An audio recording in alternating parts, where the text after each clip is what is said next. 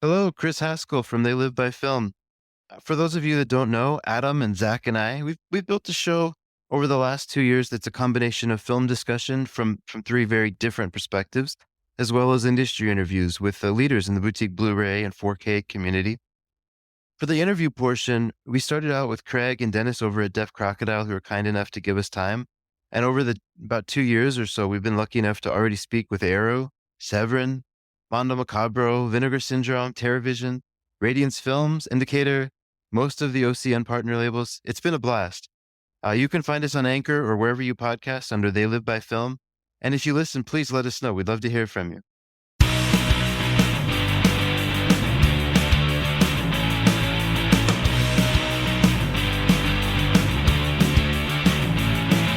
Welcome back to The Disconnected, and I'm here with CFK, a world-renowned, we're just going to say food review channel. How we doing, everybody? Food review channel. We're good. Yeah, we're pretty good. We're pretty good. We start up as food review channels, indeed. Yeah. Obviously, people that have watched this know who Arnav Enema is because he's been on the channel before, but can you tell us what CFK was and morphed into and who the gentlemen with you are? Well, basically, CFK started off in a very bizarre way. I was shooting a documentary with a guy named Spencer Douglas, who couldn't be here, who's also a CFK member. We have many members, many associates. It's kind of like the Wu-Tang Clan, almost in a weird way. So, I mean, that's the closest analogy I can give to it. And we were shooting a documentary for a singer in Hong Kong called Race Wong, who was part of a group called 2R. And that was like a girl group, and then they went their separate ways. And we were shooting a documentary about Race Wong. And then she gave us me and Spencer, a very bizarre Kit Kat. Because in Hong Kong, they change Kit Kat flavors, every month, guys, I'd say? Yeah, like so like that. And basically, I was like, well, we should film this and put a review on YouTube. And the first review we ever did was on a webcam of a computer, kind of like this, and like an old school crappy computer. And we just did it like really quickly for fun, and we threw it up there. And then what happened was people started like responding to it. I was eating just weird little foods and stuff. And eventually one thing happened to the other. And Mike here had been in a bunch of Hong Kong movies, and we went to film school together, actually. So we met in film school because I had to do my graduation film, and our main lecturer was Godfrey Ho, the infamous like IFD ninja exploitation Garfield phone. Yeah, man of the hour. And we love him to bits, and fantastic filmmaker in his own right. So we started doing that, started getting traction. I asked Mike if he wanted to be here. Now Mike had just been he started doing commercials. He's done movies now, but he was doing a no smoking commercial at the time. And he was smoking like a chimney. So I was like, all the time. And I go, well, Mike, do you want to be in we did no smoking candy. And that basically was the most disgusting thing I ever put in my mouth. We all spat it out on camera. And basically we got to be in there. So he kind of became part of the crew like that. So it was me, Spencer, and Mike. And at one point, we met Joe at I met Joe at a 40-hour film festival, and we found Joe at a 48-hour film festival under a table, drunk on lychee martinis. So lychee martinis. And basically, I met Joe because I was kind of bored because of the after show thing, and I felt something under the table. I picked him up, I propped him next to me, and I go, "Who are you? Because you're more interesting than anybody else here." And I just started talking. I was like, "Yeah, man, we should work together. It's really great." And he's like super drunk, and he just arrived from New York into Hong Kong. Yeah. And then I was like, "Yo, Mike, you gotta meet this guy Joe. He's really crazy." Joe goes, "Hey, man, what's going on?" And he vomited on his shoes. Brand new shoes. Yeah. He's like, "Look at my new shoes," and then he puked right on them. So before that, I was conscious enough to actually make to point out the references. I noticed his references to Takeshi Miike films in his 8-hour entry. Yeah. So I like that. I like that. The scene from Dead or Alive, and then we had tons of gore and stuff. So kind of what happened was he kind of became part of CFK because he started uploading very bizarre videos, like saying hello to us, but he'd wrap like sweaters around his head, trying to look like a ninja. And then we were like, "I did response videos to the reviews." Yeah. And then what happened is and then we had some other members join, and eventually what happened was we started shooting all these food review videos. Joe and I shot one hungover, and it got a 1.5 million views and things like that. But because we were doing all that, we kind of we're kind of going on other parts of the industry. I mean, Joe and Mike have both acted in films in Hong Kong. We kind of had this really bizarre fast training because we're shooting with cameras and we shoot these food reviews really quickly, but we try and find ways to make them creative and everything else. And we shot all over Hong Kong, and that gave us 2 forms of training when it came to the Blu-ray stuff. One, we shot fast. Like we edited fast. 2, we went everywhere in Hong Kong, not in the place, like we'll discuss later on. We basically went everywhere in Hong Kong. So later on, when it came to things like location videos and stuff, we were like, we know that place. We've been there. So it was this bizarre training. Eventually, I went off and I became the head of media production for a website called PlayAsia. And I started a show there, and I needed help doing things. So Matt Blaze, who does all our graphics, I tried to get him on today, but he couldn't make it. He does all our special effects and graphics. If you saw like some stuff before, like he does insane stuff in 3D. He's an After Effects genius, and me and Matt. So well done. Matt and myself do all the post production for any of the videos, and he kind of joined as well. Just started sending in videos as well, and I was like, well, Matt, I need an intro for these shows I'm producing for PlayAsia. And we were flying everywhere. We were going to Tokyo Game Show. We were going to like E3 Thailand and stuff. Thailand, yeah, everywhere. And basically, I started getting these two like to just randomly show up and stuff. Because when I need something done quick, who do I know? Oh, wait, I know these 2 guys. So that kind of was the bleed over to doing some more professional stuff. And eventually, I started shooting documentaries for things like South China Morning Post. He showed up in that. And one of our other members, Chris, was in that too. And then Joe was in like some random PlayAsia Harlem Shake video in his underwear. You remember that? I couldn't believe you were in your underwear. I turned around and go, yeah, where's something weird? I got this man. I turned around, he's in his underwear standing on the table during Harlem Shake. I'm like, I had a fur coat, a wife beater, and like my tidy whitey like. I'd say where's something where I turn around and he's wearing that. I'm like, oh my god, I work here. This is insane. You guys shot that one at PlayAsia, right? Yeah, well, that was at PlayAsia. Yeah. I was shooting. I was out of Hong Kong. That's why I didn't make it. And then we also started doing hip hop. So we did a bunch of hip hop videos for a guy named Neguz, who's a Colombian rapper. Those did pretty well. And the same weekend as we did that, we did the 48-hour film festival. And because Joe and I met at the first one, Joe's like, we're going to win the next one. We're great. And then we won everything at the next one. So Joe and the actors got best acting. I won best director, won best film, and eventually went to Miami and stuff. But so the logical conclusion of that was that we started doing more and more serious stuff. So now, when the Blu-ray stuff came along, I was like, well, I know who can help me with this stuff. Right. So it kind of was a weird evolution of that. And then so the CFK crew as a creative collective started doing things like that. And we've also done other things like we sent you CFK radio as well, which is like, we basically did a shout out to anybody because a lot of us make music. Majority of us make music. And then we were like, well, you're the only one who doesn't make music. No. Trying to get Mike into it. Yeah. But I know the gain is right here. Yeah. Yes, Joe. We know the gain is on the back of the mic.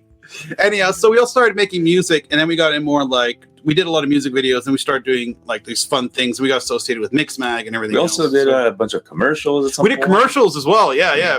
We did a whole bunch of commercials. Like we did a commercial for one company that makes Blu-rays that physically makes them. Interesting. Yeah. Oh, that's true. That was really bizarre, and that's before we got into the Blu-ray industry at all. And then I rope these guys in and go, okay, we did one commercial there was a company that created programs that could help you rip Blu-rays right onto your computer.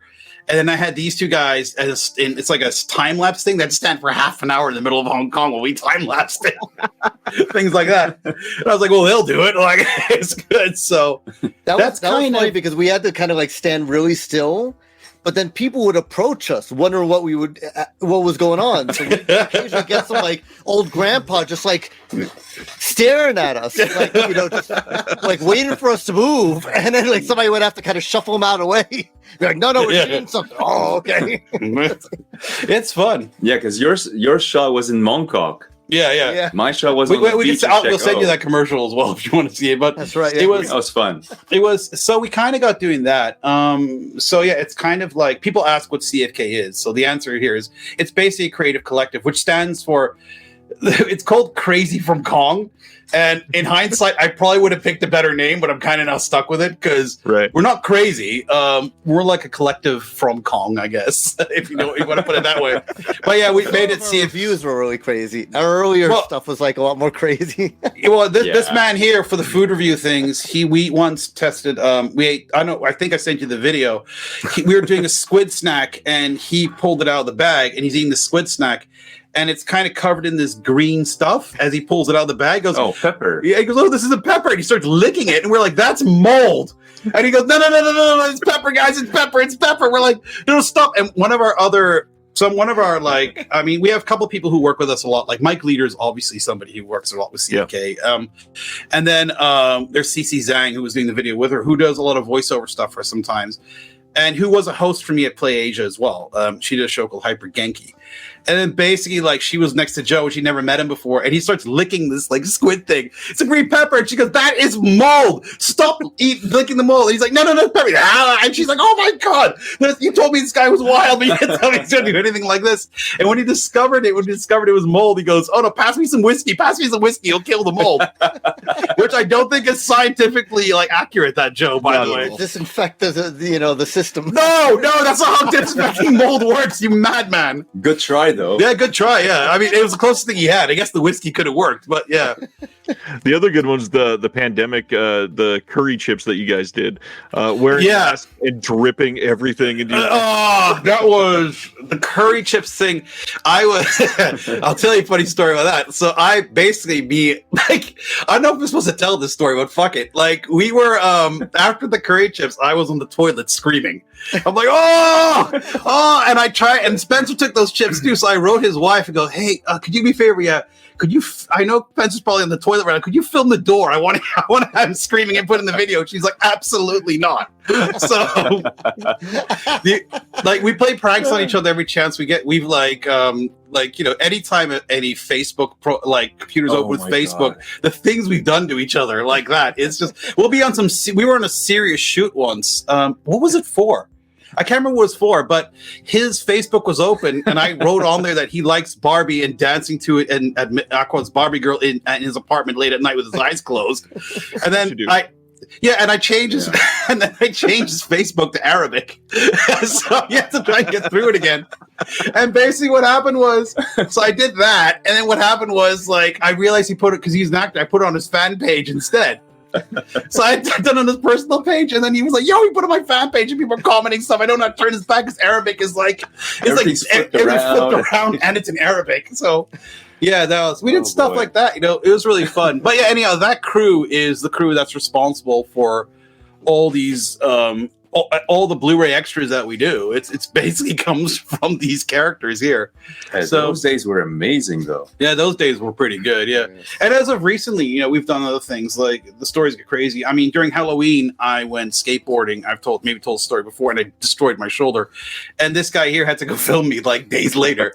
So, and basically during that shoot, remember we were taking the thing off, and it's for which one's that for? It's for the Yes Madam one, Royal Warriors. Was it? Yeah. And that was a reshoot. Yeah. The second day. Yeah, the second day. And I'm leaning, because it was weeks later, because my arm was destroyed. And for that shoot, I couldn't lift my arm, so I'm leaning against walls and stuff, going like this, and things like that. So, but it's situations like that, like, because we all know each other, we can kind of solve it, Right. And since we've more spread out, I mean, Joe's in New York, for example, but for a recent project, for certain Blu-ray for Error 444, Joe actually managed to get like posters scanned with somebody who's a big poster guy, and then we were down here shooting like the location video for that as well, where we went all over Hong Kong at the same time. So it kind of was pretty interesting in that situation, because he had all these members all over the world doing stuff. And Mike shot the Ridley Choi interview in Toronto for Fatal Termination, yeah.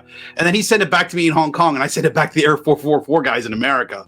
So you got to think about what an interesting, like... Right. And let's not forget about Matt Blaze. Matt Blaze, did all the graphics side, and he was in the UK. So... Super cool dude. Yeah. I actually play Xbox with him. Yeah, we used to play Xbox with Matt. We all play Xbox. That's one thing. We also we all used to be on the same indoor soccer team, except for Matt is in the UK. And we all play Gears of War with each other on Xbox. Till stupid o'clock in the morning.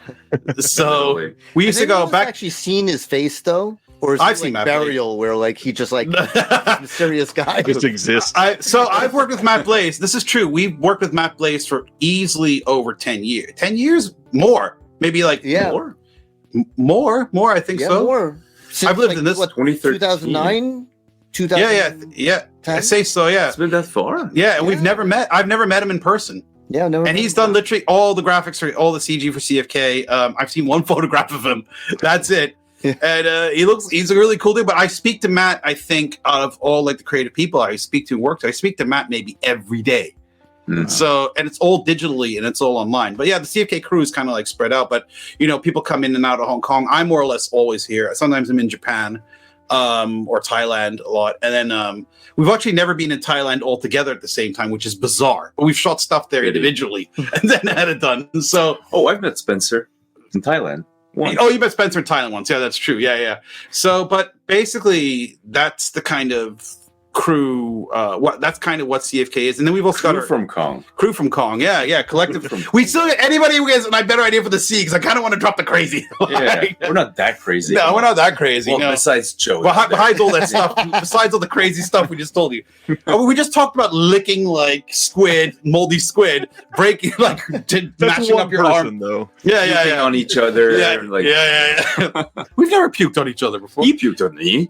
Oh, yeah, puked on you. Yeah, Did I I puke? accidentally picked it. Yeah. He did. Yeah. I think I wasn't on threw up. camera though. It was in. Okay. I remember. Therefore, it because doesn't count. Mike was helping me out of that club because let me tell Yeah. you, lychee martinis are dangerous because there's not much alcohol in this. I must have drank like 10 of those things. He was carrying me out of the club, and I remember as we were getting out of the club, at some point I started kind of wavering, and I remember hearing like the bouncer because there was like a line of people trying to get in the club, and the bouncer at the club was like, "Don't do it." Don't do it. Don't do it. And I hear, And I'm holding this guy. Mike's like, my new silk shirt. Oh, my shoes.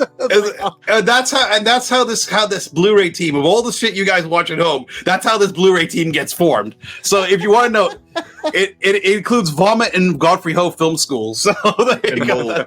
And mold. Yeah. So I mean, basically, overall, you came together pretty quickly to go from like moldy film reviews to what we're doing now to what's so serious and super well done. I mean, Thank does you. that feel like a blur? Because I mean, some of this.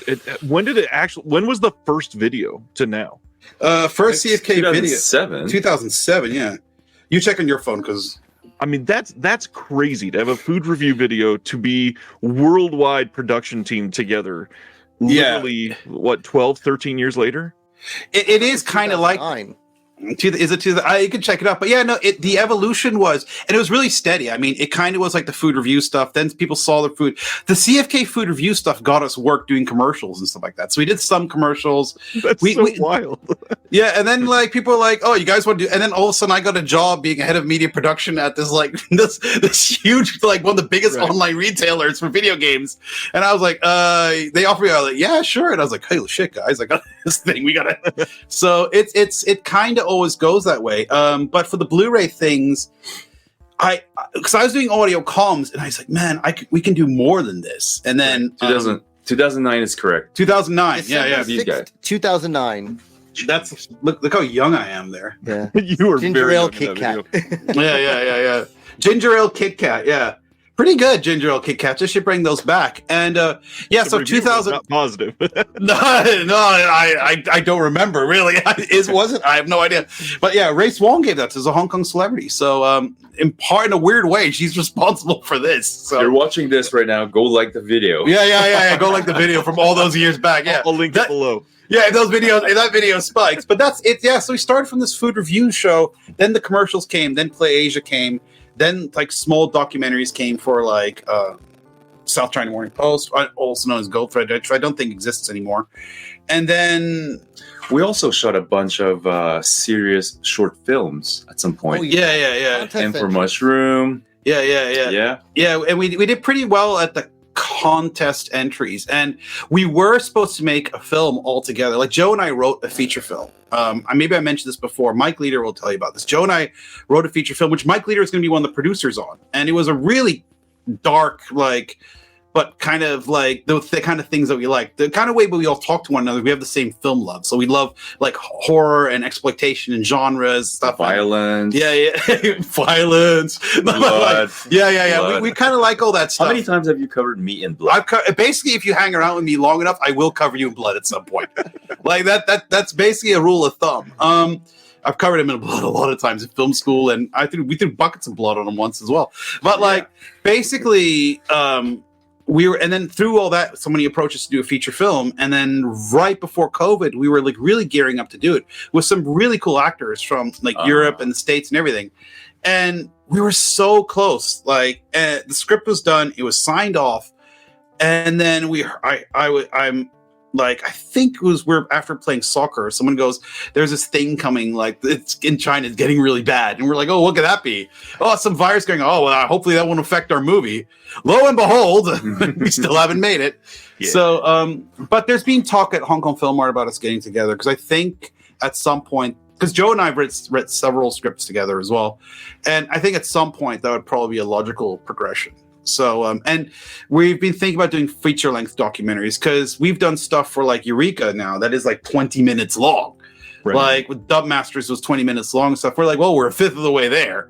So, and we've met so many people. So it's that I think at some point that'll be another progression that we'll go through. But yeah, it's weird. It started as a silly Kit Kat food review channel, 2 guys in my 1 studio room apartment. And now it's like, doing Blu-rays and for America and Germany and the UK and it's pretty cool. So pretty wild the way it went. So yeah, cool. The PlayAsia thing, did that happen because of CFK or were you seeking that out? Wow. No.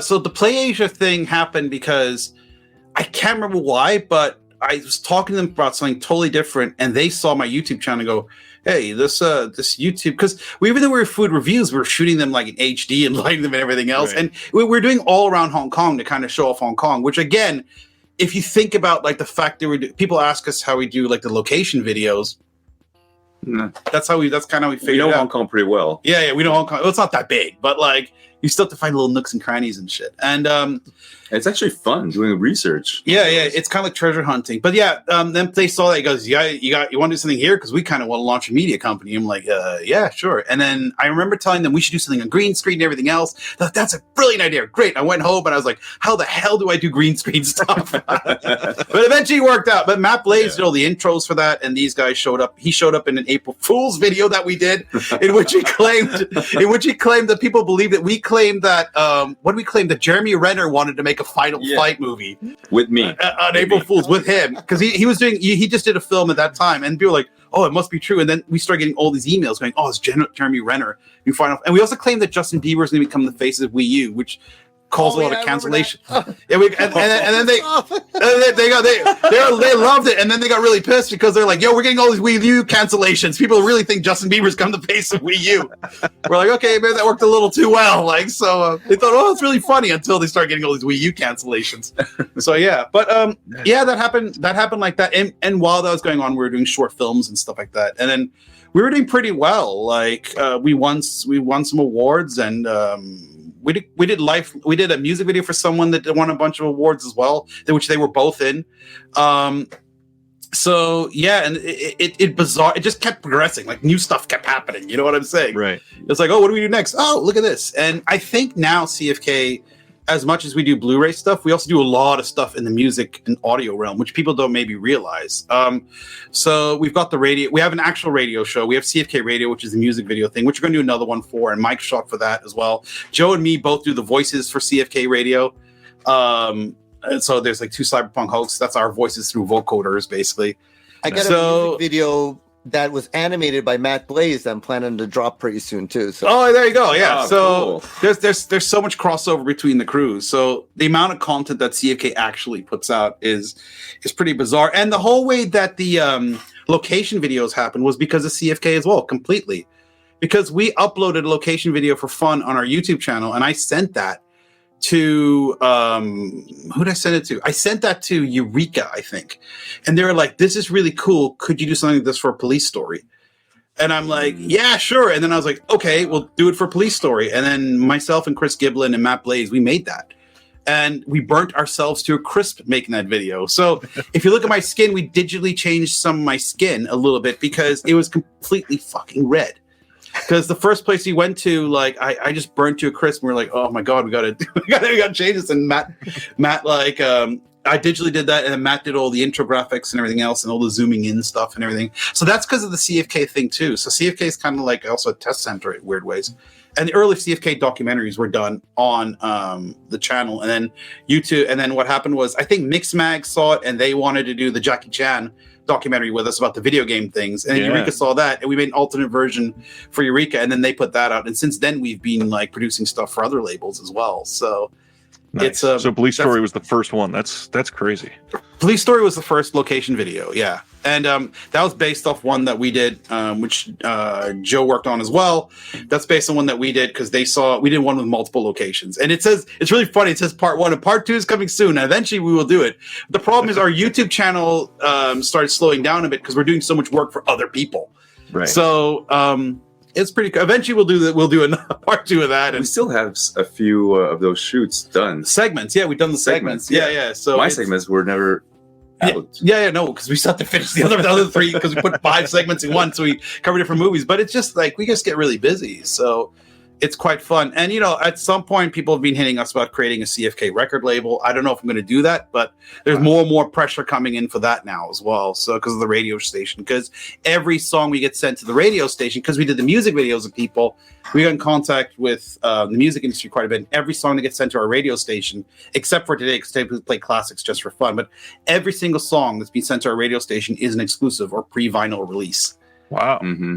So that is, and that kind of got us connected inside the music world. So it's pretty bizarre how that happened. So yeah, that's kind of what CFK really is. It's like on one end we've got a lot in the music thing and everything else, and the other end of it we're doing like working with Blu-ray labels and stuff. And yeah, next project we want to do is something that's more longer, like feature length things as well. So I am excited for that. I mean, some of these short forms, like the Ebola syndrome location video, is great. There's so many things you just can't picture until you show it up. I mean, how was that shoot?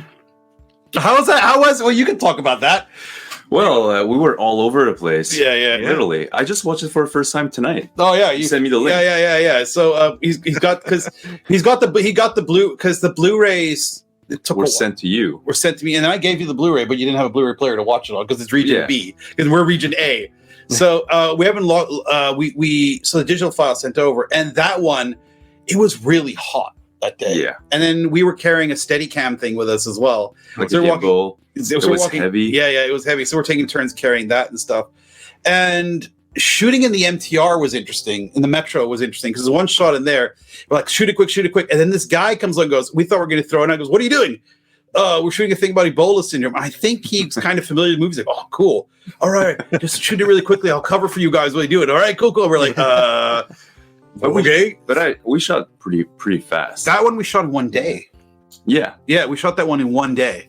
That's crazy. So that was pretty, but it's all around this. No, but that's mostly around Tim Choi. Yeah, Kimberly Road, Knoxford Terrace. Yeah.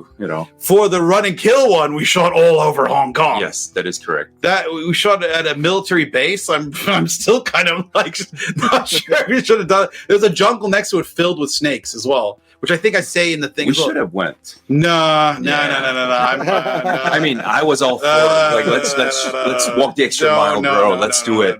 It's like no. I was while we were filming that. I saw the most insane thing ever. I saw a lizard fight another lizard. The lizard that killed one lizard ate the other lizard. Started trying to eat the other lizard. And while they're eating that lizard being eaten, a bird came down and picked them both up and took them both away.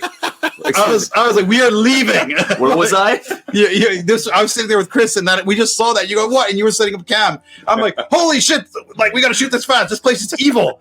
So, because it's in the middle of nowhere, and this cab, like, how did we get that cab to come back? Because while going there, we took a cab from the train station. And I got his number. I'm like, hey, do you mind if I call you back later if you're in the area? Please come back. That's what we got him. Yeah. So I say came back. Yeah, so he came back and picked us up. But for a while, we're like, I hope he comes back, man, because we were literally in the middle of nowhere. If he didn't come, how the hell we would have survived? We'd have died out there. I was going to call him. The suspicious call after that. Hey, we're up at the military base. Yeah. Can you come pick us up? He's like, oh. Exactly where you dropped us off. Like What's 3 hours really ago. funny about that is when we shot a chunk of that, the mask mandate was still going on in Hong Kong, and we were supposed to be wearing a mask, and I didn't wear it for some of the shots. Dude, super illegal. Yeah. So, Super illegal. yeah. So I was like, That's gone. and then there was but at that time there's still a gray area. If you were media, you can maybe take your mask off and apply for permits and stuff. Yeah, but so. you can't prove your media. Yeah. So it was a bit of a touch and go gray area thing. So that made me a little bit nervous hosting that one. But I got to give Mike credit for that one though, because he found a lot of locations. Because the ways that we find it for that one is at one point we look in background, see if there are Chinese characters on the wall. Find the address, yeah. I can read the Chinese characters, but he can. So there was ways that we did that, things like that in the background. Oh, maybe there's some wall or some Chinese characters there. We could see that, and that was quite a trick to find those things. The hardest ones were in Lok Fu area. Those were really hard because all these buildings are gone by now. So it was extremely hard. I had to go through like archives of like really old pictures of Hong Kong, like on Facebook groups and stuff, and trying to find some certain districts. And that was it. But it was a lot of fun, and also great edit though. Oh, thank you. Yeah. Dude, the edit, super smooth. Yeah, the edits are fun to do. It's like we try and find ways to, because I think one of the things we always try and do is we go, okay, what's everybody doing, and how do we go like slightly to the left, but still not so far to the left. Like you don't want to look like a Salvador Dali painting by the time you're done. You know, you want to be a bit creative. So. For that one, we're just thinking like, how can we do location videos? Because I've seen them before. Goes, this is it. This is B. I'm like, like like just have the two things next to each other and have like the VHS things in the background and like the specs. Like for Yes Madam, the opening shot. You remember when I tried to? Yeah. Dude, you intercut it perfectly. Yeah, it was shot well, but that also was like it lined up pretty well. Then the edit, it was like, let's do that. So whenever I go through the movie, I try to find like some really cool locations, and I try to replicate the shot on location, and he makes great use of those shots. Like, dude, I was super impressed. I think the trick with the location videos is not really shooting location itself, but the cutaways. Yeah, so because the main goal we have is if you can almost feel like you're there, like in a way, then we've done a good job. And we always put the address there so people can go and we also have the MTR or the metro, so people can see exactly where it is that you've got to go and find these places. So we would love it if someone were to come to Hong Kong and actually find that and go, oh my God, this is like, I found it, here I am, and take photos. And even though most of them are in Chim Sa Choi, apparently. So there's tons. So Chim Sa Choi is actually not that big. Yeah, but filmmakers like to shoot there in like the 80s and 90s for some reason. There's a lot of cool like locations there. There's a lot of cool, just like older buildings, but also newer buildings. So you could basically that's why you can go to like that, that the spot where you're like, oh, we just showed you 3 different places and right next to each other. It's because like where were you shooting that music video that you almost got arrested because people thought you were drunk? Oh, that one. That was Yamate. Yeah, what happened there again? So what happened is we went over to Yamate, which is like kind of like the district next to Mongkok. So just some kind which is again near Tim Sa Choi as well. Yeah, near Tim Sa Choi. So they're kind of like pretty close, but Yamate is kind of like a little bit more industrial, a little bit more shady. They have certain streets there that are like kind of like almost like red light district area. So it's got like the neon signs. It's got this like kind of whole ambiance. We went and shot there, and then the story of the video was that basically I was like. My character was stalking after this one girl that was just kind of like leading me to kind of like my. It's for an American band, that one, right?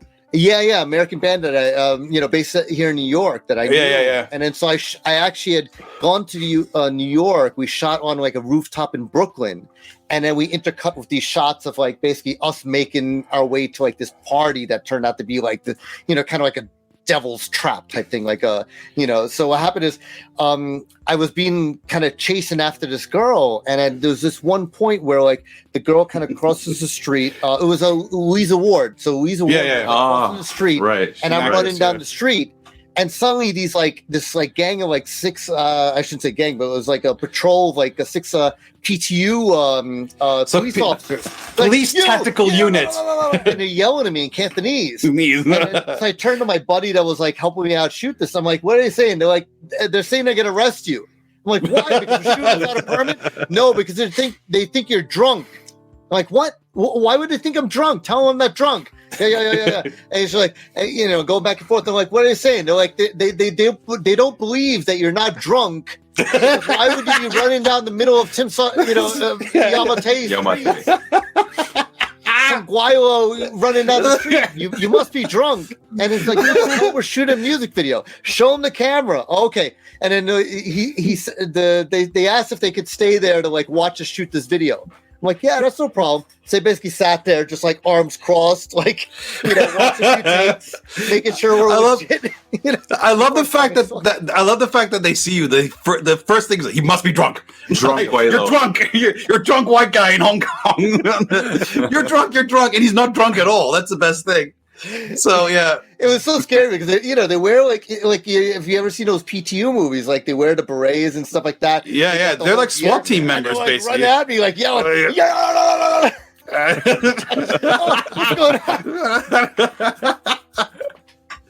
Oh my god, man! Oh boy! You know, this man set himself on fire in a bar once. Oh yeah, I was there. I was there. Yeah. He was standing on top of a bar. We're doing this drink. So there's this bar in Hong Kong, and it was Mike's birthday. It was Mike's birthday. Yeah, Mike's birthday. You went all out and set yourself on fire as you do. Anyhow, but basically what happens, we're standing on this bar, and Joe had just arrived from New York, and we started hanging out with him. This is not too long after when we found him. We found him. Yeah, we found him under the table. That's not too long after this. So we're like, you got to hang out with us, and we discovered that.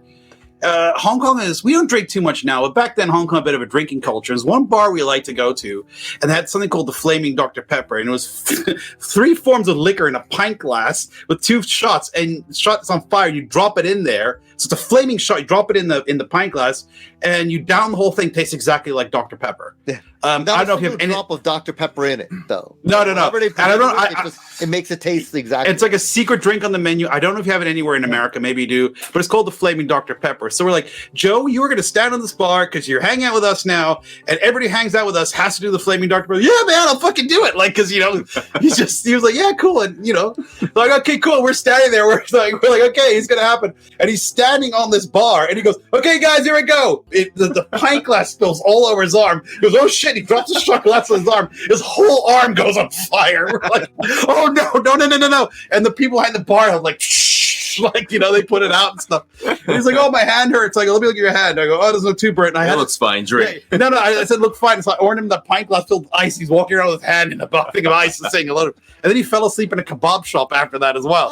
So on the floor of a kebab shop. Not realizing.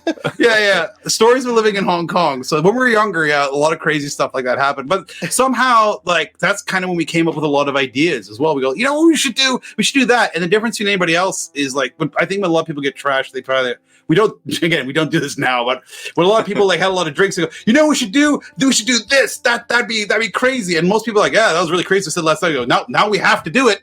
So that was our rule, and we did, and that's how we came up with like tons of stuff. So and you can see evidence of moving up in the world because Joe, you found him under a table. You joined CFK. You're on the bar. I mean, yeah. He moved on the bar. Yeah. He's a bright burning flame in the bar. Like you're such a star, Joe. Everybody's looking at you. Go, oh, look at this. So it was pretty cool. Well, speaking of table, Hong Kong Film Award. Joe, oh my goodness! Oh yeah, what do you do? Well, he's told this story on Love HK, Hong Kong Cinema Appreciation Society. But he basically, I don't know if you heard this story before. This man was at the Hong Kong Film Awards, and he fell through. You fell through a table there, didn't you? Yeah. What happened is, we were at the Hong Kong Film Awards. I was feeling pretty good about like having been in the audience for that. Like, and then so we went to the after party, and then a couple of drinks later, I meet this one guy that I knew through like online that I knew he was part of Jet Li's stunt team. I think he was part of Jackie Chan's stunt team. Now he's kind of like doing his own thing. Like he's, I'm pretty sure he's like in the States and stuff. Alfred. And then yeah, mention his name. Yeah, sure. I'll mention his last name. I'm sure you'll love that. You can bleep that out then. Yeah, sure. You didn't say the last name though. He was there Yeah, that night though, so this is different. You can hear his perspective from Will compared to the story told on Will's channel. But yeah, Yes, like I basically I went up to him like, hey man, yeah, I know you're a part of the stunt team. That's so great. That's so awesome. I'm like, I want to be a stuntman. I've never like tried to do any like training or anything like that to do a stuntman. But I'm like, yeah, I want to learn how to do my own stunts. He's like, yeah, really? He's like, yeah, man. He's like, you want me to show you some stunts right now? I'm like, yeah, show me how to do some stunts. He's like, how the hell do you get people to go along with this? This is bizarre. A couple of drinks. So he must have had a couple of drinks with him too, because Litchi martinis. He must be so disarming. Like, yeah. He's like, I'm going to show you something. He's like, I'm going to like show you, like, I'm going to kick you, but I'm going to kick you right before your chest, but then you go backwards and then it'll look like I kicked the shit out of you. All right. He's like, do it. Oh yeah. And I'm like, cool. And then I kind of moved backwards. I'm like, wow, that looks really cool. And I noticed there was like some chairs there. I'm like, so this is the alcohol talking. I'm like, what if I have him redo the stunt, but this time we take it up a notch. He kicks me. I fall backwards. I sit back on his chair. I flip back in the chair and I come back to my feet like Jackie Chan style, and I'd be like, ha, you know. So what happens is I tell him this. He's like, all right, let's do it. He kicks me. I go backwards. I'm flailing backwards. I completely miss the chair. I land on top of this table filled with like drinks and candles and liquors and stuff like that. The table smashes. And so what happens, I get up and I'm like, oh man, I'm in trouble, aren't I? And I see every waiter, waitress, bouncer, everything like just walking towards me all the and I'm like, all right, they're either approach me for one or two things. They're either going to try kick me out or they're looking to see if I'm okay. I'm going to assume the second one. So I'm like, I'm okay. It's all right. I tried to stunt. It didn't quite work out. I love the fact that you announced that to everybody. The thing is, I'm absolutely okay. No need to like help me out. And they like walk past me, start carting away trunks of this table, like to get rid of it. So I was sick that day, and then he calls me up. I goes, how's the Hong Kong Film Awards? He goes, I'm like, what happened? He tells me the story. I'm like, what? I'm like, whoa, what? He didn't believe me. I didn't believe you. And at that time, I bought the very first GoPro, yeah, and I had it with me, so I have a glimpse of that. And I was like, you maniacs. So it was you might the video. It's like showing us, and then so when I hit the table, oh shit! They ran away. They bolted, man. It was Joe's wearing like a black tuxedo or a black suit. He has like white candle wax all over his leg. Did you try and break dance in the tuxedo at that same event too? I probably did. I would not. No, I confirm. He did. I like the way he goes, I probably did. Just absolutely no recollection. No, well, actually, no, but he's like, yeah, it could be true. Like, you know, it's possible. It's possible. Yeah. So it was fun. I mean, like spending time in Hong Kong, but all that built up toward like, and we got to meet a lot of people. And sometimes the way we get interviews and stuff was because of that period. Because we just were going around everywhere, meeting everybody and everything. I mean, and Joe and I met Mike Leader on a set of a short film that was absolutely bananas. It had a mental budget. Remember that? And you're supposed to play a thief? Yeah, I remember that. And then like basically, we went through like it was basically kind of like the shady guy in a hood, and then they would just like stick me into shots where like two people were talking, and I'd be in the background just taking stuff and putting it under my shirt. It was a huge set. It was someone built an actual comic book store, like a huge one in Hong Kong, filled with actual comics as a set for a short film. I don't know who financed it. It never got finished. Never. And basically, Mike Leader was there in the comic book store, and then Joe got reprimanded because he didn't look like enough of a thief by the director, which is really strange. Well, when you nick stuff, mate, you nick it like this. Remember that stuff? Yeah, I remember that. And like, I was just turning around, and he just kept yelling at you, and I was like, "This is really strange." And I remember like there was like this one centerpiece. We had a friend of ours that like was doing like they set up a pole, and then she was basically just like doing like pole dancing in the middle of this comic book store. It turned into like this big party. And then so I was kind of by the stage. They're like, yeah, go by the stage. So you like, look shady. I'm like, all right, look shady. I'm dancing and stuff like that. And then so none of us actually saw it. but I bumped into I bumped into her, Gretchen. and like years later, and we were talking about it. I'm like, did you ever see like any footage? She's like, yeah, I saw some of the footage and stuff. And she's like, yeah. She's like, how'd it look? She's like, yeah, I remember seeing you in the footage. I'm like, really? Yeah, you were right on page, and the way you were moving, it looked like you were jerking off the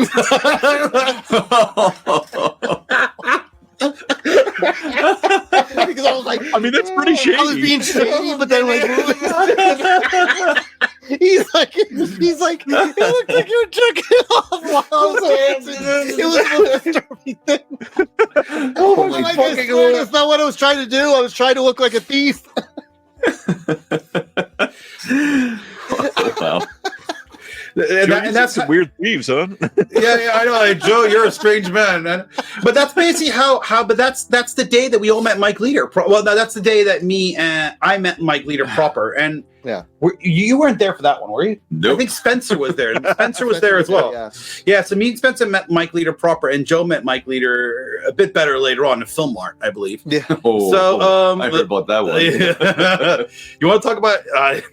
Ask Mike Leader how he met Joe. If you ever interview him again, you can do that. Anyhow, but basically, it was, and that's kind of. But again, that story is interesting because that's a mental story. Whether or not Joe was as dodgy as he was, and as he claims to be, but that's basically how CFK. Because Mike works a lot with CFK. I end up doing audio comms with them. Then because of that,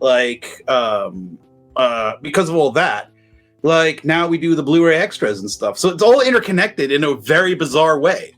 So it's that's kind of like the background story of that. So yeah, Mike did some reviews with us too. There you go, like Sakura. He was in CFK. Yeah. He got you to try and drink Pepsi upside down, and you were like, "Yeah, I don't think that'll work." He goes, "No, let's try it." And Joe fucking tried it. And I was like, "I can't believe I'm filming this." So yeah, it was. That was kind of it. So yeah, those early days is what formed this, wild Blu-ray production crew, more or less. So well, let's look at a couple more of those titles. Fatal Termination for Air 4444. Yes, that was done here in Hong Kong with myself and Mike Leader films Mike Abbott. And Mike Abbott we knew because Mike Abbott used to work for Godfrey. He did a lot of movies for Godfrey, and then I met Mike Abbott like that as well. And then I think Mike Leader knew Mike Abbott a bit, but it was mostly through Godfrey. And then Mike shot, again, the Ridley Choi interview in Canada, sent it to me here in Hong Kong, and I edited that and sent it back to Air 444. So 4444. And Mike Leader helped get a hold of Ridley as well, because Mike Leader knew Ridley from back in the day, because obviously Mike is like, I guess we're like, if you look at the generations of people that were here, like in terms of like their kind of, Mike Leader was like one generation ahead of us, which is quite interesting. And he kind of knows everybody in Hong Kong, but he kind of, when it comes to Mike and us as well, he has so many cool contacts, and he could tell us like, oh, you should do this and this and that and that and that. And he works with us on things again as well. But yeah, he put us in touch with Ridley. Mike went over from Montreal to Toronto, filmed them, Montreal, Toronto? Yeah, filmed them, and then sent the footage to me, and also the scans of some of his photographs as well. I had to scan like everything. He gave me all his archives. Yeah. And he's like, scan this. And it's like, holy shit, man. I actually still have his pictures at my place. I haven't seen him since. Well, he might come for you in his car. Text me. Like, hold you outside the car. I want my pictures back. Yeah. So, but we love doing this as well because we kind of can maintain like Hong Kong history as well. Yeah. You know what I'm saying? I think that's a huge motivational factor for all of us. Like whether we're scanning things in or filming stuff or interviewing people, we're keeping the memory and the history alive. And thankfully, there's enough Blu-ray labels now that are interested in doing that as well. Because I'll tell you one thing, the Hong Kongers, when it comes, you can't buy posters here, as these guys, as we all know. And when it comes to archiving stuff, the Hong Kong Film Archive is actually not very good. And thankfully, all the Blu-ray labels are paying to get these like negatives and scan them and clean them up. I mean, Error 444, I know for a fact, did an amazing job with fixing up Running Kill. Oh yeah. So it's and there's a company in Germany called TVP. Like there's a movie called Man from Holland, which very few people have seen. Mike and I did an audio commentary for that. They literally got the negative, and it was in such bad shape they had to go out and get different prints and put those all together and everything else, and they made a new one. The guy called Mirko did that extraordinary job. So yeah, it's really cool. So yeah, Fatal Termination, that was a fun project because it literally we're shooting in so many different places. So yeah, that was a really fun one to put together, and it was a good bit of history too. Yeah. So absolutely. yeah, had you met Ridley before then? No. Oh right, Amazing guy. Yeah, super nice. When he says, "I like to feel fear," when I jump, I was like, dude, be a man, jump off a 10-story building. You know what I'm saying? Like there is no man more mad. He kind of looks like a school kid in a weird way with his glasses. He's like, oh yeah, he's got people keep talking about that dog that he has as well. Yeah. That dog's Tommy Boy. Yeah, is it called Tommy Boy, the dog? Tommy Tai. Tommy Boy. And everybody's like, and there's some guy tagged, oh, this interview is great. And we're like, oh, thanks for the editing. You got a guy wrote back to me, I meant the fat dog. Like I was like, okay. But yeah, that was really cool to do. Yeah, people love that dog. Yeah. So there's another dog running around. Forgot the other dog's name. Yeah, but he was on camera, so no one cares. I'll send you pictures. I got pictures of the dogs. Oh, all right. Well, there you go. He's got pictures of Ridley Choi's other dog. Ridley Choi's like, what are you talking about my dogs? I jumped off these buildings and did all this crazy because stuff. he was like, because I set him up. He's like, okay, I'm going to sit here. I'm going to be facing you here. He's like, look, Tommy Zai, and I'm like, no, you can keep the dog. You know, I mean, it's fine. It's your house. Can I ask a question about that? I never asked you this. That dog sits on his lap the entire time. Absolutely. It did not leave. No. It's a lazy dog. He was super comfortable. Yeah. Oh, yeah, there you go. Yeah. So for all of the ignorant Americans, how big is Hong Kong?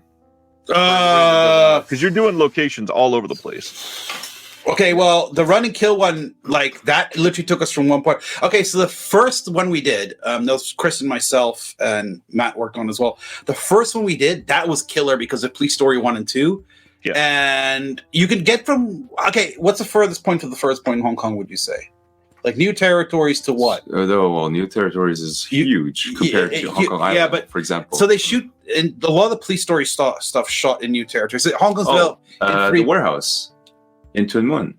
Yeah, and then there's that as well. Yeah, there's that. That's there's like quite a few of New Territories to like maybe what's that beach with Sheko? That's probably Sheko. Like the longest. Well, Sheko's on Hong Kong Island. Sheko's on Hong Kong Island. Yeah, if you wanted to go from one end. Maybe he's right. Yeah. So I think how long would you could travel that in like within a day? No problem. Like it's. Oh yeah, it would probably take you a couple hours. I mean, you could cab it. It'll take you. Yeah, you could probably cab it. It'd take you like public transportation would be like a pain in the neck. Okay, how long by cab from one end to the other? I'm sorry, this is taking forever to answer this, but 2 hours. Like 2 hours. You can get from one end. Okay, so let's say you can get from one end to Hong Kong to another within 2 hours. That would be then reasonable. You have to go through That's tunnels and stuff like that. Yeah. Let's say from the airport to the furthest point. Yeah, right. So 2 hours. So Hong Kong is 100%. Not that big, but. Some of the filmmakers at some points they really try to shoot out as with the airport. Eventually, we haven't done any film like this, but some filmmakers try to shoot out in the jungles in Sai Kung, like entire chunks of the film. And I've played raves in the jungle, Sai Kung. Like literally, I went up there. We almost ran into. We have water buffalo here. My cab almost hit a water buffalo. We played raves up there and stuff like that. But to shoot out there, that would be crazy because there's like all sorts of animals out there and stuff. So let's do it. I was playing out there live with Ben Bridges, who's worked with CFK a bunch of times as well, and he runs a record label, Acid Chicken. And I'm playing there live, and he goes, he knows I'm terrified of snakes. He goes, oh, this is great. You got your drum machine everywhere out there. I go, yeah. It's like thumping. He goes, snakes react to sound. I go, yeah, they get scared of it. He goes, no, they're attracted to it. And I was like, I couldn't tell if that was true because behind me was this massive jungle. And I'm like, is a snake going to bite me any minute? So I was like, looking nervous as hell in some of the photographs of that. So.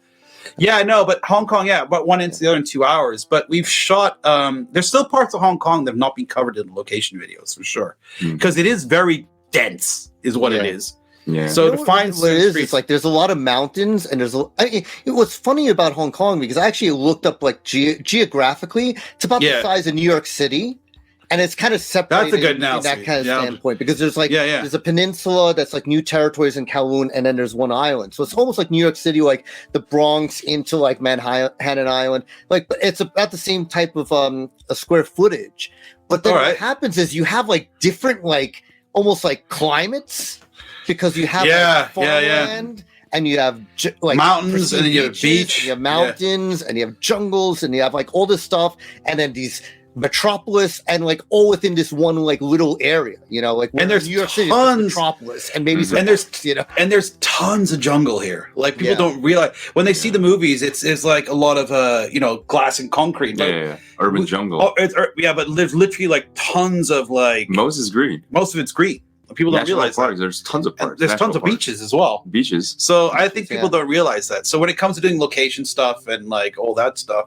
Yeah, but thankfully, the craziest place we've gone to was the military base so far.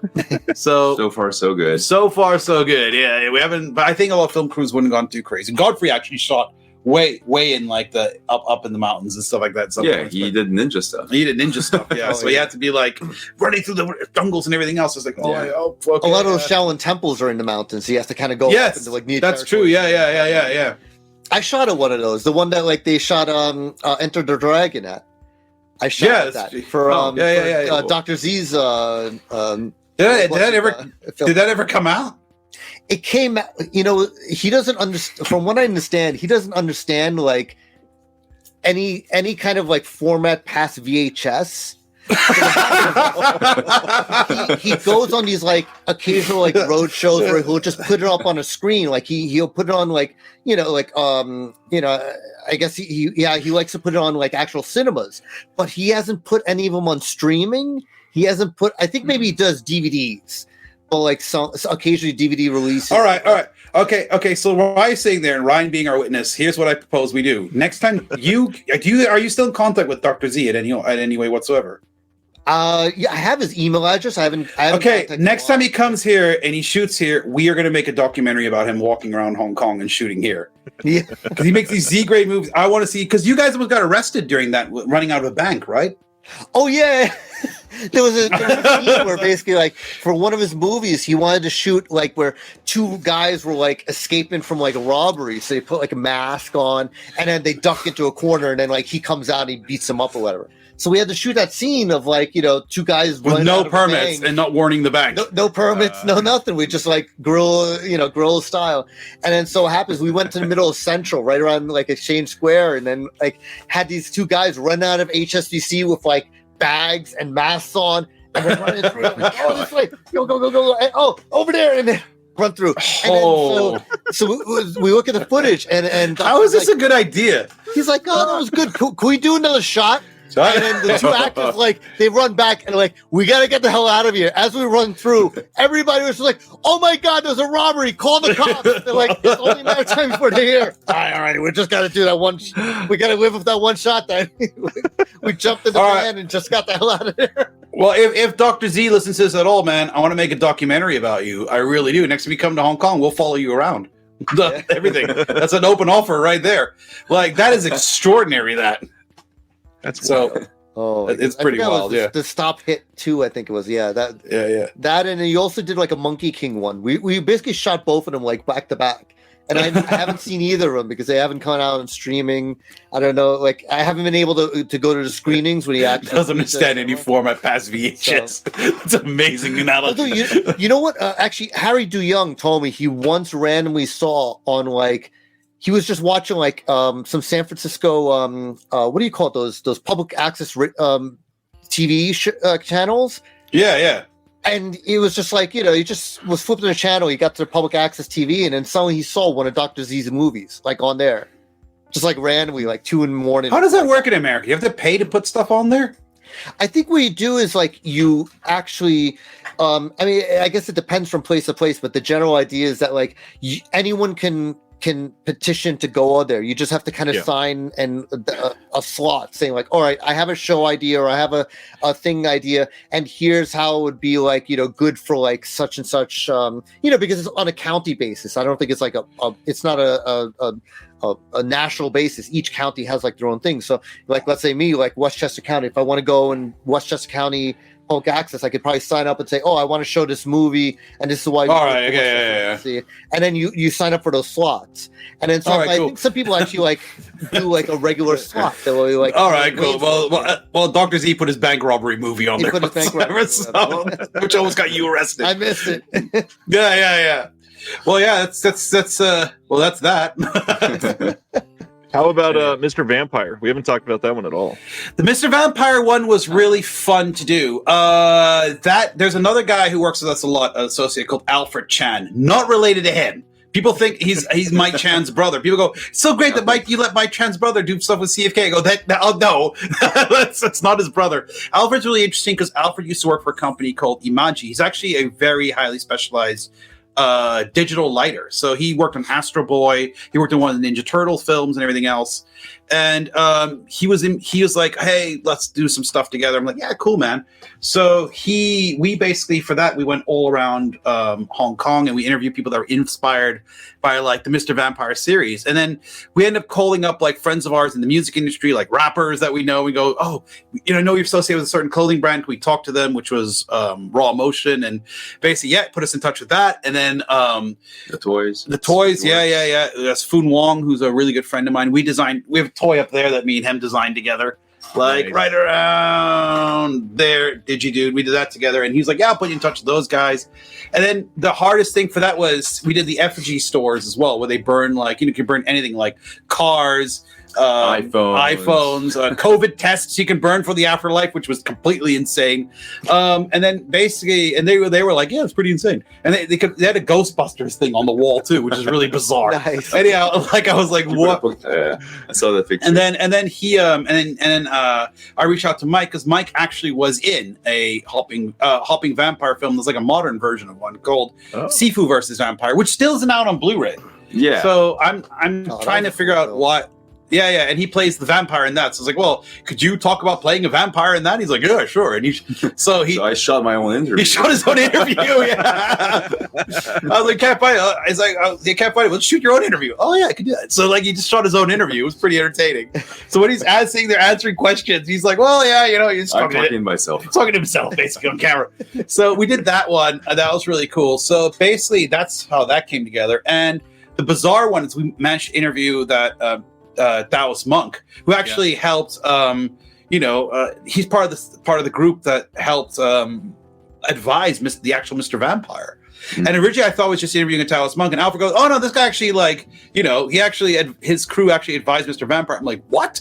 So he started talking to us about that, and that interview is seriously one of the most special things we shot, because never in my life would I thought I'd gotten a Taoist monk on camera talking about like Mr. Vampire and explaining the vampire lore and rules. And I was quite surprised how level-headed he was about it all. Like he's explaining how the vampires came about and stuff like that. And that was really cool because we had a location for that.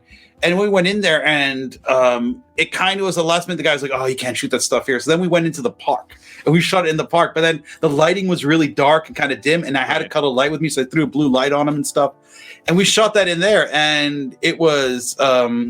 that was an extraordinary interview, and actually really worked because that film happens in the forest and stuff. So it was improv in that one, and the temperature wasn't too hot right then, so it was quite comfortable outside. And it kind of got like while he was talking, it really got kind of moody and cool because he was like telling us all these things, and we were like, this is awesome! I can't believe I'm getting this on camera. And editing that, I have to thank my wife a bit because obviously my wife is half Hong Kong Chinese, and she helped me translate a lot for that. And she's like, oh my god, he's saying this! Oh my god, he's saying that! Oh my god, that's so cool! And Alfred helped translate some stuff as well. So. It was that was a really, really, really fun one to do because we basically got to part of it is we got to show off Hong Kong culture and shooting anything. And there's a bit of a fun excitement because Eureka really wanted something, and they were like, "Oh, can you do this and that?" And we're like, "Great, great!" And then I was like, "Holy shit!" Like everybody, Mr. Vampire who worked on the film was either dead or really. Samo wasn't really. Yeah. Samo is, I think Samo's amazing. He's worked with Samo before, but like he's Daigo Dai, right? Daigo Dai. The biggest, the big brother. The biggest of the big brother. And so you can't go, hey, Samuel, can I talk to you about Mr. Vampire? No. So have you met Samo, Joe, or no? No, I never met Samo. I think I saw him once at like at an event, like kind of from afar, but I never met Samo. That would have been like really cool. Yeah. So basically, he's Daigo Dai, so we couldn't ask him about that. So basically, because Samo produced the film, obviously, and then basically after Lam Chingwan's dead, the director's not available. And it was, so what do we do? So we were like, okay, we have to come up with 2 videos that have. So then, amazing, we found that Buddhist monk, and then we went, okay, how is everybody else in Hong Kong inspired by that, and what's fun and wild? And that's kind of how that one came together. And I actually am really proud of our work on that one. I really, really enjoyed that one. That was really, really good. So it was fun to do. It was really fun to do. It's a fun So, release. yeah. I'm glad it's out there. That's Yeah. I think a lot of people are happy with. Yeah, no, we got a lot of people contacting us. We're really happy when people contact us and go, "Oh my god, this is really cool! Like, you've like taught me more stuff about Hong Kong and about the culture and everything else." And our main goal is we don't want it to seem lecture like, keep it fun and keep people entertained, and keep the eyeballs on the screen without being like, okay, we don't want to have it like when the teacher pulls in the VHS machine and they goes, "All right, we're gonna watch a movie in class, people," and it's like this is like how endoplasmic reticulums and cell walls and ribosomes and mitochondria work inside an animal cell or something like that. So like, it's just like, okay, we wanted something more entertaining there. And it's freaking cool being able to make a movie about, or making documentaries about hopping vampires. I mean, yeah, the situation in which, it's like we get to everything we shoot. It was really fun to shoot. Can you imagine playing a vampire? Yeah, that was fun. I fought Yun Biao. Yeah, I fought Yun Biao, and all that stuff. So did your back not hurt after that day? It was okay. All right, I was so pumped. You're a pretty badass vampire. You're like ripping people apart and stuff. I did. Yeah, actually, a lot of it's not on screen, right? It was pretty violent originally. It's super violent. Yeah, it's super violent. So if you tell me that the scene was originally like way crazier, and then they actually toned it down. Yeah, they toned it down a little. Yeah, with whatever they shot with me. So I wonder if out there's the footage though of it. Like it's not even on Blu-ray. Yeah, well, there must be, maybe someone has it on a hard drive. The footage is still digitized, so maybe you never know. That's kind of some of the things that we do as well. So who knows? I've worked on that. I know people behind the scenes. So we always try and put. So sometimes I lightly try and say to people, "Maybe we should release that. You guys could release this Blu-ray to list a couple things." I try and sneak that one on there, but like, well, I mean, that's one of the things I got to ask. Everybody's over there. You all seem to love this stuff. What are some of the biggest titles that you are like dying to see released? That oh my god, there's so many. Beast Cops. I would love to see. So I talked to Beatty, who's a friend of myself and Mike Leader, and he told me that film's ready to be scanned. They've got a very good negative, but no one's asking for it. Oh. So I would love for Beast Cops to come out because we've all seen it, and Beast Cops is the film that actually pushed me to move to Hong Kong. So I had to I got my first degree in marketing in Amsterdam, and I was like, I really want to go to Hong Kong because coming to Asia in the summer and a lot. And then I was like, I really want to go there. I want to go to film school. And I was watching Beast Cops when I got a call from the Hong Kong Film Academy, which Mike went to as well, where we met. And I was like, holy shit, I'm going to freaking Hong Kong. I got accepted and stuff. So it was kind of crazy that Beast Cops is a big one I'd like to see come out. The Troublesome Night films are out on, I always talk about these things, but they're out on Blu-ray 1 to 3 here in Hong Kong. I'd love to to see a small box set of that would be fun because those are the most Hong Kong films about living in Hong Kong. Sifu versus Vampire is what Mike wants to see. I wouldn't mind having that in my collection. We could do some really cool extras for that because it would be really easy. Yep. We have some pretty inside track into that. With Philip, we know as well, so he was in that.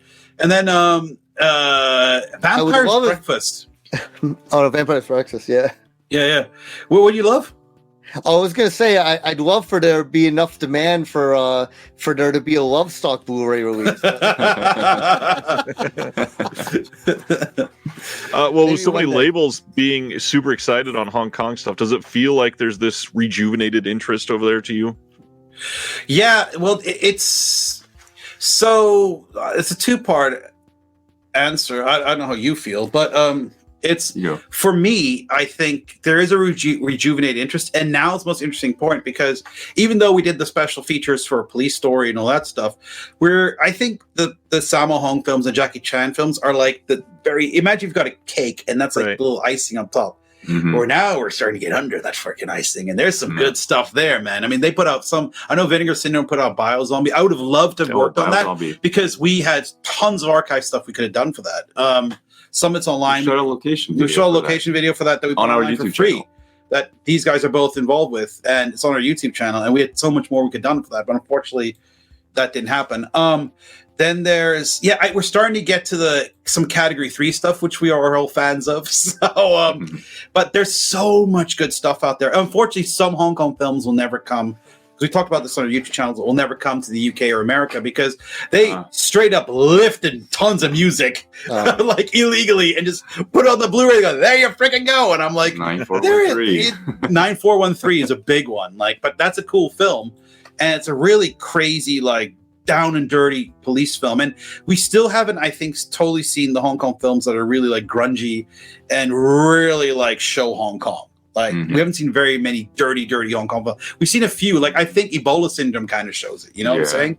But there are some Run and Kill. The Run and Kill. Area 444 have done a really good job putting out Run and Kill, for example. Like that is a true Hong Kong grungy movie, and Fatal Termination is as well. So, but we're starting. I think like I can't say too much because I kind of know some of the release schedules, but some stuff that is going to start coming out it's going to get more and more interesting as well. So, and there's so much to be discovered. And don't forget, there's also Japanese films that shot in Hong Kong as well. Like eventually, especially in the 80s, 90s. Yeah. I mean, I think the Sonny Shiba film, the Golgo 13 Sonny Shiba film is not Sonny Shiba. Yeah, Sonny Shiba film is going to come out. Operation Kowloon, and I'm hoping we see more Japanese films as well. Because something we would love to do is also like shoot stuff in Thailand and Japan, and there's a lot of good stuff there too. So, and we're not too far. Hong Kong is really close to everywhere, even the Philippines, If they, in the Philippines, ever were to do like some of the Sirio Santiago, like Mad Max-esque films, those would be great. But for Hong Kong films, I don't know, there's so much. Wicked City, bizarrely, is not out. The Wicked City is a very cool, like, it's based on the same book that influenced the anime. And it looks extraordinary, and there is an HD print of it available. They've scanned it and everything else, and no Blu-ray labels put it out yet, which is quite stunning. And we know a lot of people, and Yuen Woo Ping's in that as an actor, and the dub is one of my favorite dubs ever because it's an English dub, and whoever dubbed that film spoke English but had a severe blow to the head or something like that, because you have weird lines like, "Hey man, do you like boxing?" The guy's answer is like, "No, I like girls." It's like, yeah, you're sort of answering the question, but that's not like there's weird dubs in that movie. Like it's super, super bizarre. So Wicked City would be a great one to come out, and hope that dub retains on. I have the VHS. I think there is a Blu-ray of it, but it's like one of those just like no extras, no nothing. It's in Hong Kong. In Hong Kong, there's a Blu-ray of it. Yeah, there's a Blu-ray. And the good thing about that people don't realize is sometimes Blu-rays come out in Hong Kong, but what's happened is a lot of Blu-rays that come out in Hong Kong, they've done a white balance to them. So if you've got blue lighting like we have back here, we look the shit. Look at that. Like if you've got blue lighting back there, if you've got like blue lighting, they white balance that stuff in the movies. And some of these things where Wicked City especially was like made to look very, very, very blue because they were inspired by the anime, which is a noir blue look, and they kind of white balanced it out and washed and like made it look really plain in the Hong Kong release. So the reason to get the Eureka release, if they do it or anybody else does it, so far I know no one's doing it, is they do a better job at color correcting that in a more authentic way. So, and hopefully they could get the cinematographers involved with that. So yeah, that would be a great one. I would like to see one of the labels put out. That is a huge one. And we'd love to do extras for that because we know quite a few people that are kind of involved in it. So the film had multiple cinematographers and multiple lighting people because it was lit in such an extreme way too. So yeah. Pretty fun. I don't know. Anything else you can think of that's like? You've covered it all. I mean, yeah. There's in Hong Kong, a lot of movies are also available on Blu-ray, but they're pirated. Yeah. So no extras. Yeah, no extras. Or even the official releases. Sometimes they'll just take like whatever they use for the DVD and then just it's really bizarre. It's really bizarre. They don't put it much. Oh, You Shoot, I Shoot. Oh yes, of course. You Shoot, I Shoot. That's definitely one that would work. We started looking into locations, but You Shoot, I Shoot is a very cool Hong Kong film about two filmmakers who are down on their luck, and then they get paid to kill people and film it. But it's a comedy. It's like black humor, yeah. Black humor comedy. That was like the first film by like who's the guy? Pango Chung. Yeah, that was his first film, right? Yeah. I think, yeah.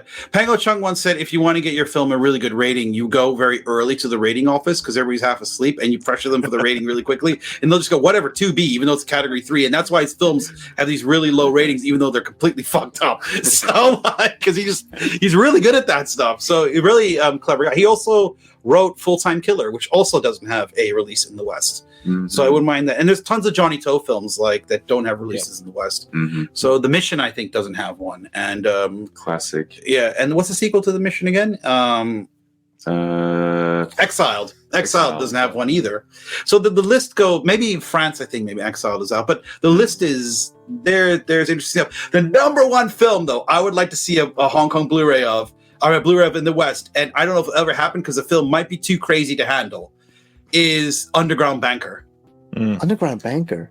Yeah. Oh, I think I think I remember you mentioned it. So Underground Banker is a movie that is so insane. I reckon if an American studio did it, they would like go to jail. Like this is how crazy it is. Okay, so this is how crazy it is. This is a movie about because you know that there's a movie called Dr. Lam. And Dr. Lam is based on a real life Hong Kong serial killer. I don't remember the name of the Dr. Lam serial killer. Do you remember? No. Anyhow, he's a doctor. He doesn't. Anyhow, like is a real life serial killer. So, and then there's the Untold Story, which is also based on a real life serial killer. These are two notorious Category 3 films. I believe Dr. Lam and Untold Story are both out in America. Yes. Wong Jing, who is Hong Kong's maddest number one industry upon himself, like he's a nutcase, and he's made so many films, and he just doesn't care. Sometimes he does some really fun, wacky movies as well. I just did an audio commentary for two of them, for two Stephen Chow films. Anyhow, but basically Wong Jing went, real life serial killer A, based on true story. Real life serial killer 2, based on true story. I'm going to take both these real life serial killers and put them in a fictional world and make them neighbors. And I'm going to have, so basically imagine, name an American serial killer. Let's say Ted Bundy and another American serial killer, quickly. BTK. BTK. Okay, great. So imagine a movie. Imagine in America going, I've got a movie. I'm going to put this out, Ryan, and let's put this out. So I want to put a movie out that has BTK living next to Ted Bundy, and BTK's family is all fun and happy and everything else. But one day BTK's family's wife, the wife of BTK, goes out and she makes a bet, and she loses the bet, and the loan sharks come after her, or the underground bankers come after her, and she can't pay the bet back, so they turn her into a hooker. And then after that, but she doesn't tell BTK about that yet. So then what happens is they burn down her house, and they kill the mom, and they also burn BTK's son so badly that he's only got a claw for a hand now. He's in the hospital trying to play Game Boy with his claw hand. And then what happens? He's really sad. He goes home hugging at revenge, and he turns up and he knocks at Ted Bundy's door. He goes, "Hey, Ted Bundy, let's get revenge and start killing all the gangsters." And Ted Bundy goes, "Sure, let's go do that." And they go out and they murder gangsters together. BTK and Ted Bundy together. Basically, that is the equivalent of what Underground Banker is. It is. Like, it's so insane when you realize what's going on. Like, there's scenes like Dr. Lam slicing people with knives, and then Anthony Wong. Anthony Wong plays his character from Untold Story, basically.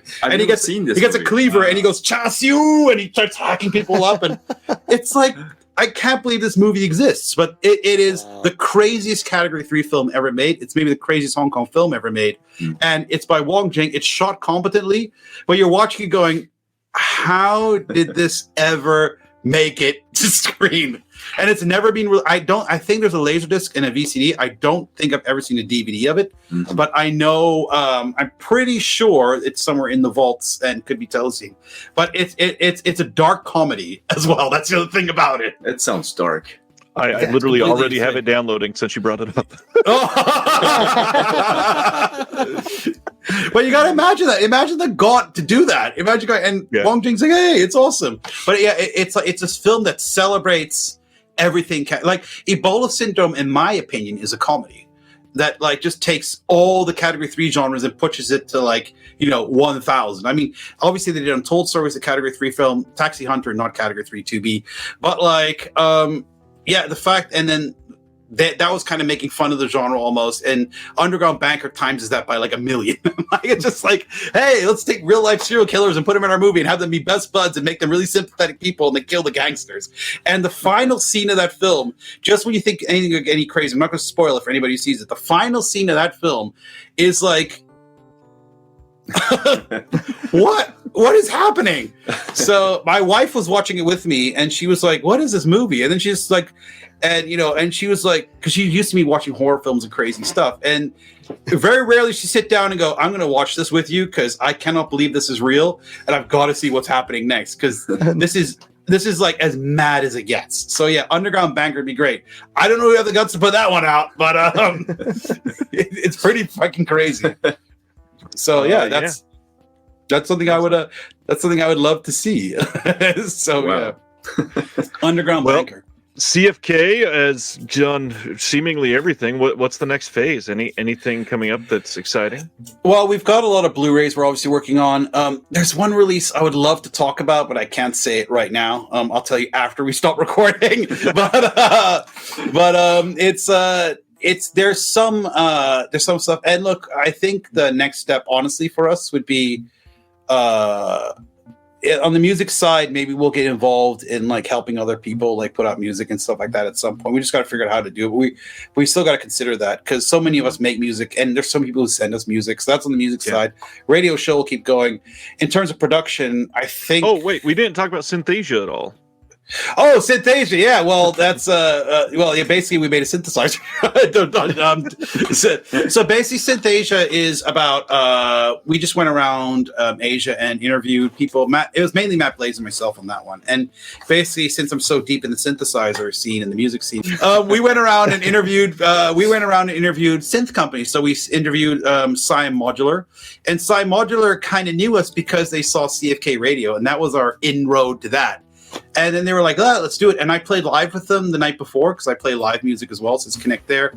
And then eventually I just shot a documentary with those guys. And then while shooting with them, they go, oh, this dude over here, by the way, is the first synthesizer company in Bangkok. Because the first one in Thailand, in Chiang Mai. So we interviewed him too. And now we just interviewed a Hong Kong synthesizer company who makes synthesizers as well. And that's like another part of something we do. We did that with Mixmag as well. So it's and we kind of want to push that further as well into something different now as well. So it's all going on. But yeah, in terms of CFK, I think it's obvious at some point we're going to do more feature length documentaries and stuff like that as well.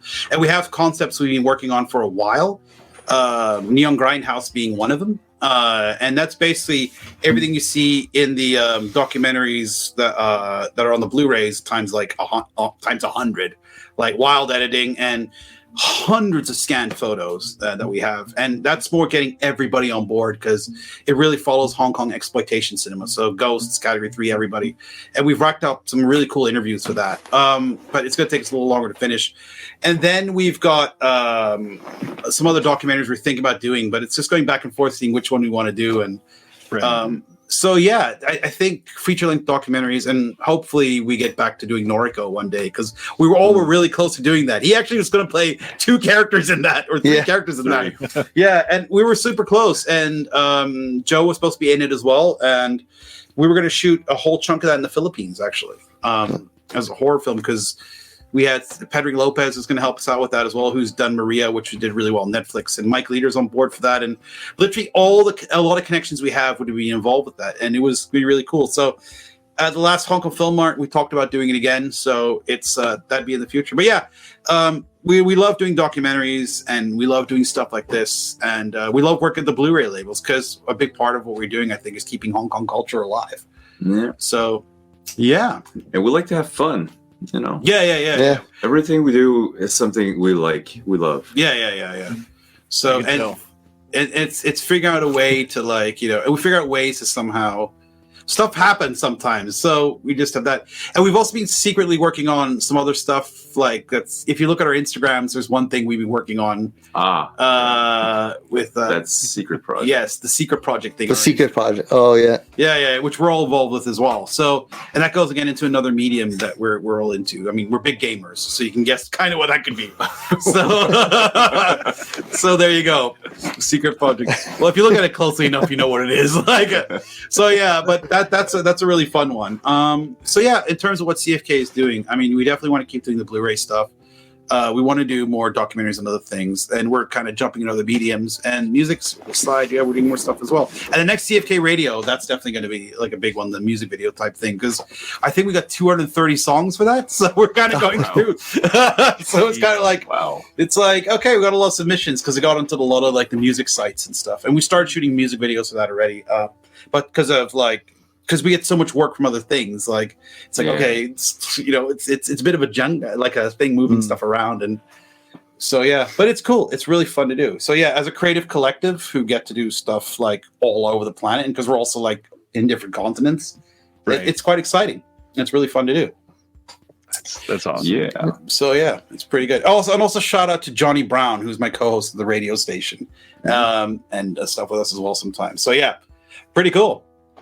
Have you guys done anything with Vinegar Syndrome or OCN yet at all? I would love to. So I've done an audio commentary with Vinegar Syndrome,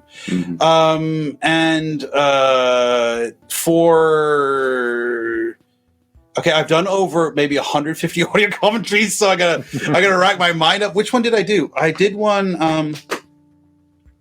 I did an audio commentary with Vinegar Syndrome. I'll think about it in like 5 minutes. We did that, and we would have loved, because we loved their a project that we thought was really cool. We all talked to each other about was when they took the what was that film? They took a film and they found the 35 millimeter print and had no audio on it. And what was that again? New York Ninja. Like we would have loved to have helped out with something like that. You find something else, call us, because we can literally do music. We can edit the damn thing. We can color grade it. We can do voiceovers, voiceovers, effects. We can shoot extra footage for it. We can do it all, man. Like, let us know. But stuff like that. But we would love to do documentaries for Vinegar Syndrome. Unfortunately, the contact we had there left, and it kind of was like, but if anybody from Vinegar Syndrome wants to talk to us, we'd gladly do stuff with that. So that'd be an absolute joy. So yeah, it's one of the few labels we haven't, because we've done stuff for a lot of the labels, but we love what they do and we admire everything they're doing, and it's one of the labels we'd love to get in touch with. So yeah, well, there's a bunch of partner labels that do a lot of Asian titles. Yes. Too. Yeah. So it's, that'd be great. So I think we might be working with one or two of them. Because there's a bunch of labels we're working for right now that we, like, I'd say about 3 or 4 labels we're working with haven't been announced yet. So, but Vinegar Syndrome isn't one of them. So yeah, Vinegar Syndrome is out there. Hey, what's up, man? How you doing, man? Vinegar Syndrome. I like that name too. Yeah. We love vinegar. We put vinegar in our food all the time. So it's really fucking good. Hong Kong, we eat plenty of vinegar. This is the reason we should work together. So anything I didn't ask you guys about that you'd love to share? I don't know, Joe, what's something you'd love to share? Love to share? Yeah. So I mean, been working on some new music. Just I need to get a little better of like actually release it. But yeah, that music video for Tech Fantasy that Matt Blake animated. Cool. I've been kind of sitting on it for a little while, and then I think it's about time I'm gonna like release it and put it out there. So hopefully we like it. It's starring this guy. This is insane. I know, I've seen this thing. Oh, look at that! Wow. Yeah. I saw that thing. Oh, that thing's huge. This is actually designed for me by Ben Robinson. I had like a little character created. It's like he does like all these props and stuff that like so yeah, if you ever need like kind of like these like kind of physical hands-on robotic type props and stuff like that, Ben Robinson's the man to go to. Yeah. He built this thing for me, and then I sent over the pictures and then kind of the idea to Matt Blaze, and he animated. So he's gonna have this guy dancing in the video, Blender and stuff. Well, that's pretty cool. Cool. I like how you pulled out this giant thing. I could have guessed like 3,000 things that he was going to pull over. Yeah. No. You never know what to expect. Been dying to show that thing off more, I love the fact that he randomly announced that he pulls out this giant thing. He's like, "Oh, I got this thing right here." Hey, look at this guy. I did like prototype T-shirts, like prototype merch. I had like I had bought a lot of felt during like COVID, so like my kids could kind of. Whoa. Oh, okay. Wait. Why would you buy? You bought felt for your kids to play with? Yeah, for my kids to kind of like design and put together into stuff. And okay, right. Once kind of they started going back to school, I had like so much like felt. I'm like, what am I going to do with this? I'm like, wait, maybe I can like make T-shirts. So I made this little felt like robot, onto a T-shirt. I wear it sometimes. Sound very nice. Be very proud of it. Yeah, that's amazing. Sometimes, sometimes, yeah. Some days it's okay. Some days not so much. I wear it sometimes. A felt patch on it gets really hot. So yeah, I imagine so, Joe. Yeah, it would be very good during the summer. Well, thanks. Cool off to wear it again. There you go. Well, that's what you got. You got a giant random robot pulled on screen out of the middle of nowhere, and a felt patch T-shirt. People are gonna be lining up for that felt patch T-shirt any second, Joe. 100%. You're Italian, so maybe you'll be the new big designer for felt patch T-shirts. Who knows? Well, thanks for hanging out, guys. There you go. Yeah, no problem. Kind of amazing. I'll get all the links below. Try to follow everybody. Yeah, sure. Yeah. Joe will be laughing for another hour, probably. Yeah. That probably so. Yeah. All right. We'll have to have everybody back on hopefully soon. Yeah. No. Yeah. It's really great on a call for you guys too. Like Hong Kong finally kind of connect. Yeah. The time zone difference is always like Yeah, time zone difference is a little bit hard, but yeah. On video chat. All right. Well, that's thanks everybody. All right. Anytime. Cheers, Ryan. Hey. See ya. Cheers. Bye. Thank you for listening to the Disconnected Podcast. There's one big thing that you could do to help the show, and that is to leave a rating and review on the podcast service of your choice. Thank you.